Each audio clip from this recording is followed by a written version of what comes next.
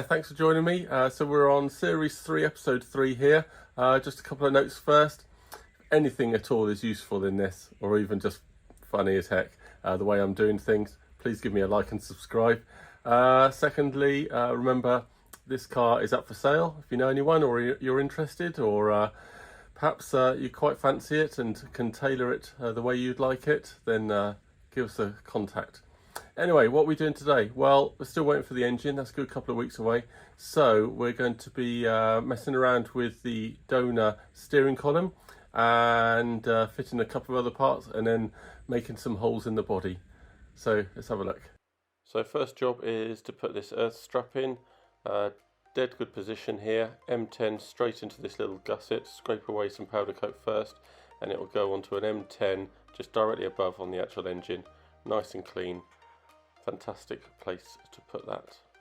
Now onto the steering column, removing this barrel. I've only been lucky once or twice putting a bobby pin into this hole with the key in a certain position to remove the whole barrel, otherwise just drill it out. And then we remove these two grub screws on the back, and we're able to just detach the wiring harness there. Now if you leave the wires attached, you can actually sell these for up to £20. Now I'm going to cut out the steering lock, so straight in there with the angle grinder, just cut off this kind of flat plate on the bottom.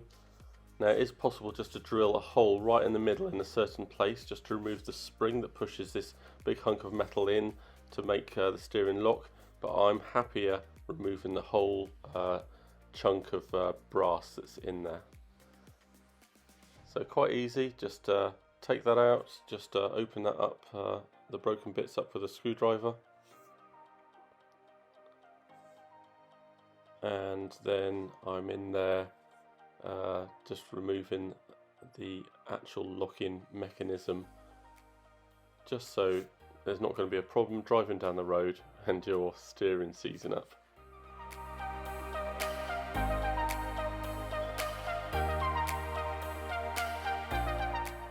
And the final bit to do while you've got the angle grinder out, you've got to cut off the left hand leg. So make sure you're cutting off the correct leg, so when it's suspended underneath the scuttle, it's the left hand leg that would be pushing up against the left hand side of your footwell. And you just take that off and obviously clean it up, and after that you need to do just the very sort of left hand corner of the metal plate as well.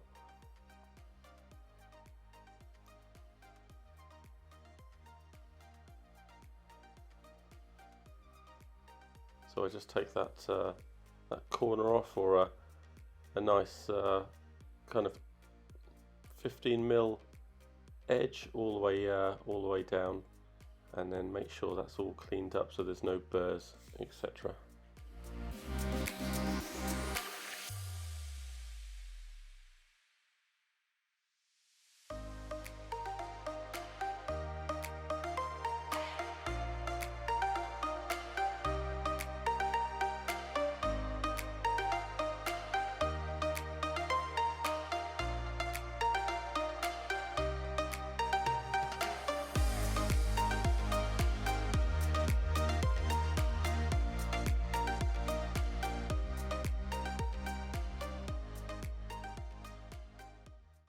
Alright then, so there's the steering column all ready to rock and roll. Just rubbed off the light surface rust and put some hammerite on there. Cleaned up any sharp edges, any burrs, so it's really nice. It is tucked right underneath the scuttle, but always worth doing a good job. Make sure you've got good equipment that you're installing, no issues, etc. So of course I could start doing the wiring and stuff now on the switches, but I'm going to save that for when I do the majority of the other wiring. So that's all going to be put away for a little while, and while we're still waiting for the engine, I have got all my clips in stuff now. That's all in, all the pipes are cut to length and got nice ends on, etc. So that's all really good. We're going to turn our attention to the body, and we can start with doing some holes for all the indicators and all the light fittings. And the first thing I'm going to do, actually, just because it's easy to take the back cover off here, I'm actually going to make the hole here for the fuel tank filler and breather. that goes about there, and I may even put the hole in the side for the filler cap and filler as well. So yeah, so I'm just going to measure up. So there's not a lot of things to measure from. You've obviously got this main hole here, and basically it's straight up, and then a square with a curved top, and you can see what I'm talking about here.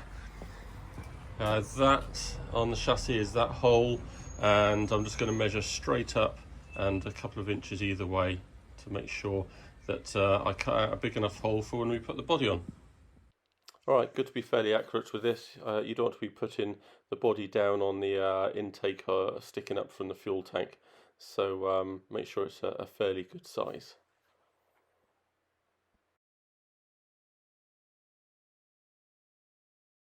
So we're interrupting the advertised viewing because we have the arrival of the engine. So I got a phone call from Brian down at Roadcraft, super helpful guy, and he advised me my engine was in, so just had to go and get it, just in case I get any other free time. But I am in the middle of quite a mess here, building a pagoda and doing some tiling for my wife, but just got to make the effort in case I get any free time, and we can carry on working on the car. So let's see what's going on. So first job was to get the chassis up on axle stands, because we need to have enough room to be able to work the engine crane underneath to the correct position, and obviously the jack stand was in the way on the other side, the quick jack I mean. So it's all up on axle stands, all looking good, so I'm quite happy with that. So let's have a look at the engine. Alright, so here's the beast. It's got the uprated camshaft in there, so it's 495 brake horsepower. Really good looking unit, so quite happy with that. Of course, we've got all the bits to add to it. I've got to get the gearbox onto there, and clutch slave, etc. So I'm going to do that. Now, I have shown this before in previous videos, so we'll do some quicker edits, I think, and hopefully you'll just get an idea of what's going on. Alright, so a quick look at some other parts. I've obviously got my harnesses here for reverse light and speedo. Got the mounting plate here that goes with the AK mounting bracket, that's good. I've just taken these bolts out of the bell housing here. Bolts on the left are longer with a shoulder, because you have to mount the clutch here on this side. That's when you've put the gearbox on. So I've got the yoke for the gearbox, which of course we're going to be sending to Bailey Morris with all the correct dimensions once all fitted, so they can make up a prop shaft. And here's the gearbox, so all pretty standard. So I'm obviously just going to mate this gearbox up against the bell housing, should slot right in, and then we're going to mount up the clutch slave there. So let's see how we get on. Alright then, so here we go. Well worth doing this with two people. It is extremely heavy, but I was quite confident. Had all the bolts all laid out for myself, and it went straight in, so no dramas. So I just put just two right hand bolts in just to take the weight off, and then I could concentrate on the left hand side and put in the clutch slave in. Okay, I'm pretty at ease now. I've got a couple of bolts in, that just slipped in nice and easily. Now this clutch here, they're still not making this bracket with the required notch, and you can see, hopefully, well basically that bottom flange is interfering, and we can't quite get into the hole there. So we're just going to cut a little notch out of the of this bracket, and only about 7 or 8 mil, I think. Nice round one, so it's nice and strong, no sharp edges or corners, and we'll be able to just slot that right in there. There we go, so that's all fitted, nicely notched out, so that flange fits in. Remember, bleed nipple at the top, and the clutch pipe will go in there. Remember, outside hole for this, and this acts like a ball and socket joint. Don't be undoing this and doing it up on the other side or anything. It just sits into that socket there on the outside. make sure you adjust it correctly as per the instructions, and you're all set. The other thing you need to get on is your near side and offside engine mounts here. Now I think they're 1.5 for the thread, and I usually choose about 35 mil, I think, so that they're just long enough, but they're not like trying to screw themselves into the middle of the engine or causing any stresses or anything. So about 35 mil. Now I haven't got enough, so I need to replace a couple here that you see without any spring washers on, but I'm not too concerned about those two because they're easily accessible. The one that you definitely want to get installed is this one, because it's well hidden by the bobbin that it sits on. All the rest are sort of just about accessible. So luckily I have got a 35 mil on both sides where the bobbin is going to be, and I can replace the others at a later date. Right, so now we're going to fit the engine. Right, I do recommend doing this with at least 2 people and a correct engine levelling tool hanging off of your engine crane. However, it is possible. To enjoy the show.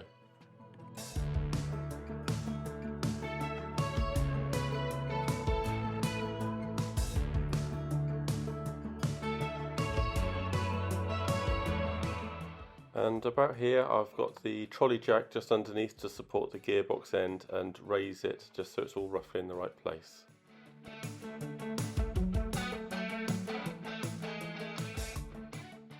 Oh, there we go. Well, it is a warm day, but even saying that, I did work pretty hard.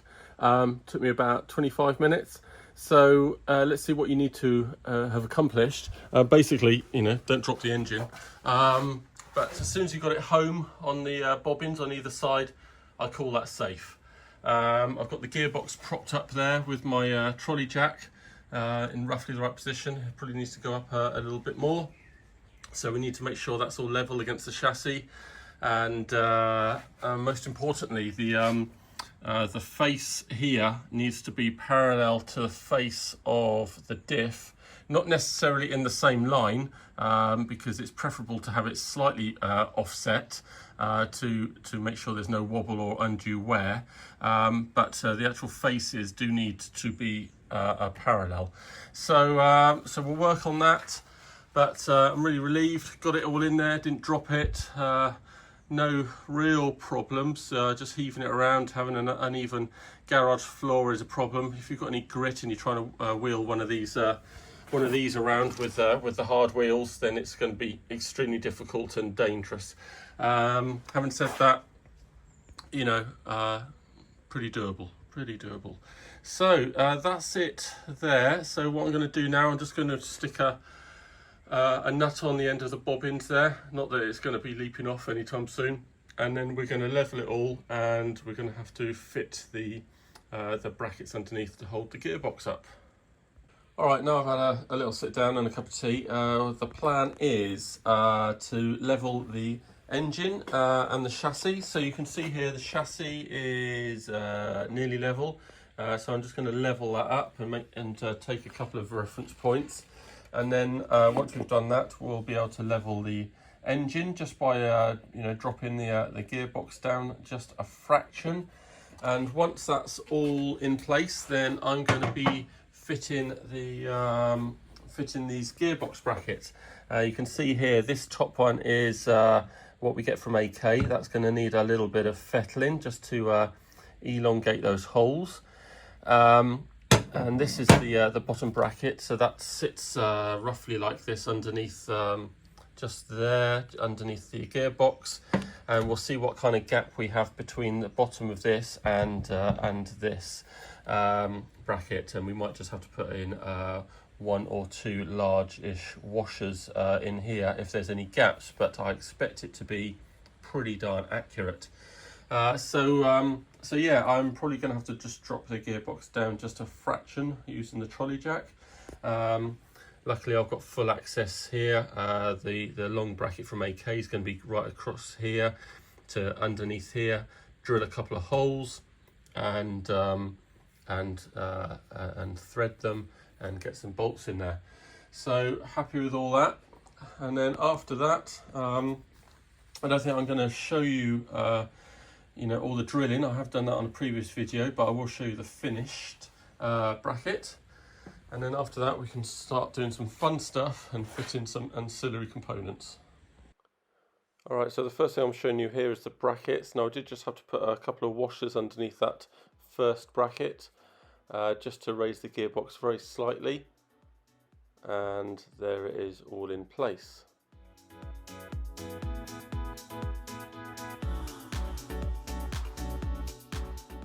Next job, starting easy, rotate this thermostat 180 degrees.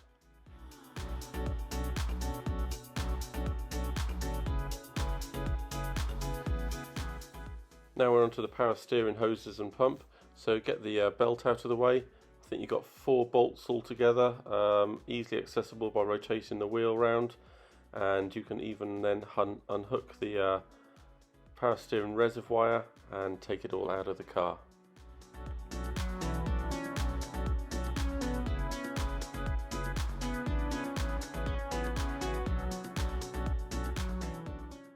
Next up, I'd highly recommend contacting Anthony Hell from Absolute Horsepower Limited and getting the adapter that can give you better clearance around that wheel.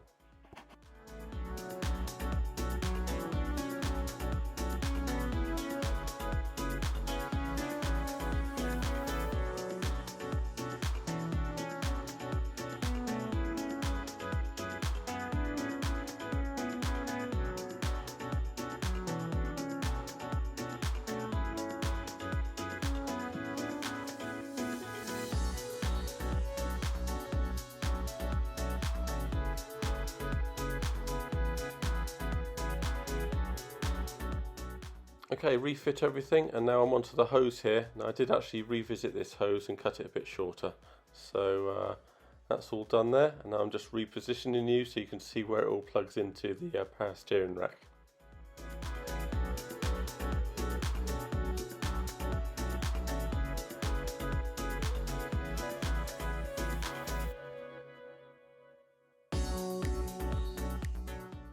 There we go, onto the alternator. This just slots in dead easy, and as you tighten it up, 2 large inserts are also squish in and hold it all tight.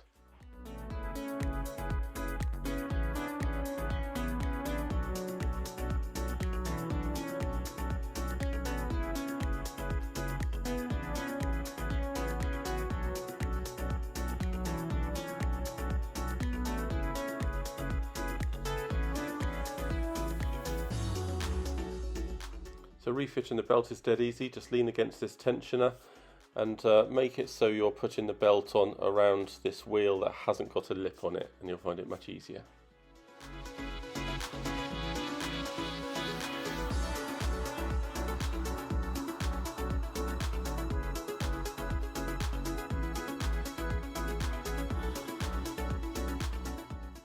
Alright, so next up you have to get rid of this little extension here because the end hasn't got the right connector on it, so you have to take it back to the original one that's just fitted to the engine. So that's just 2 bolts, and once it's taken out, put one of these bolts back in to hold that top connector in place.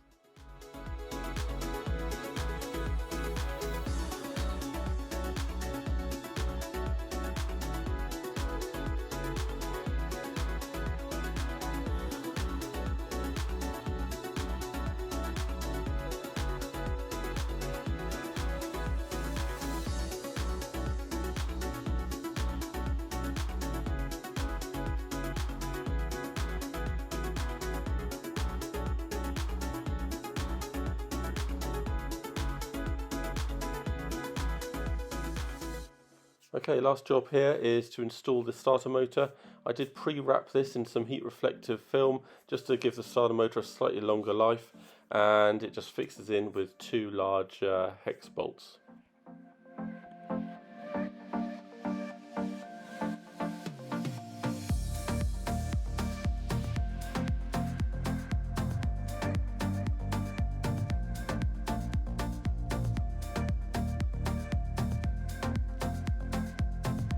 Alright then, so that's about it for this video. Just a couple of things to touch on. I didn't like the way that these power steering pipes were sort of flopping around, so I just stuck 2 P-clips underneath with one M5 bolt just to hold them a bit steadier. Pretty tricky getting that in there, not drilling it, but just putting the 2 P-clips together and getting them in there, but that's all done. And got my earth in here. So you can order these with the correct size holes on the end, so nice 7 or 9 inch or something earth strap, and I chose to have M10 holes on the end, so that's neatly drilled and tapped in there, and there's a handy M10 right there, so that's a nice clean earth, so I highly recommend that. Obviously clean away some of the chassis powder coat before putting that on, and then I'm probably going to give that a spray over the top there just to give it some protection. So happy with that.